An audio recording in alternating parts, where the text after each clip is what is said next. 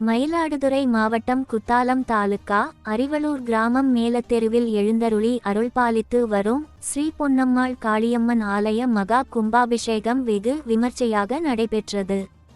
முன்னதாக கோவிலின் எதிர்ப்புறம் யாகசாலை அமைத்து புனித நீர் அடங்கிய கடங்கள் வைத்து முதல் கால யாகசாலை பூஜை கடந்த 24ஆம் தேதி தொடங்கிய நிலையில் இன்று காலை 2ஆம் கால யாகசாலை பூஜை நிறைவுற்று பூர்ணாகுதி செய்யப்பட்டு மகா தீபாராதனை காண்பிக்கப்பட்டது. தொடர்ந்து மேளதாள வாத்தியங்கள் முழங்க சிவாச்சாரியார்கள் புனித நீர் அடங்கிய கடங்களை சுமந்து கோவிலை சுற்றி வலம் வந்து விமான கும்பத்தை அடைந்தனர்.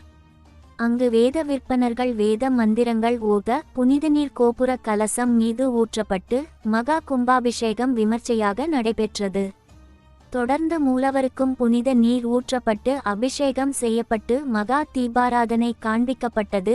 இதில் சுற்று வட்டார பகுதிகளை சேர்ந்த ஏராளமான பொதுமக்கள் கலந்து கொண்டு வழிபட்டு சென்றனர்.